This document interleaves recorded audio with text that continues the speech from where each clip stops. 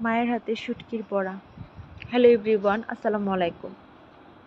প্রতিদিন মাছ মাংস কার ভালো লাগে বলেন? তাই মাকে বললাম, মা অন্য কিছু করো।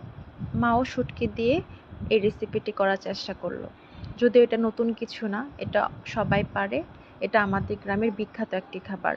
কিন্তু এটা যত সহজভাবে করা যায়, এটার স্বাদ ততই ভালো লাগে। আমার মা এটির প্রতিটি উপাদান নিজের হাতে তৈরি করেছে, শিলপাটায় বেটে। এটার টেস্ট কি বলবো। যাই হোক, যদি এটার রেসিপি কেউ চান আমাকে অবশ্যই বলুন, আমি ইনশাল্লাহ পরের বার দেওয়ার চেষ্টা করব। আর অবশ্যই আমার ব্যাকগ্রাউন্ড ইগনোর করবেন, কারণ আমি কোনো প্রফেশনালভাবে কাজ করতে শিখিনি। আমি ইনশাল্লাহ পরের বার থেকে ভালো করে ভিডিও দেওয়ার চেষ্টা করব, আর আমি কাজ শিখতেছি। সবাই বলবেন কেমন লেগেছে, অবশ্যই কমেন্ট করবেন এবং সাপোর্ট করবেন। সবাই ভালো থাকবেন। আল্লাহ হাফেজ।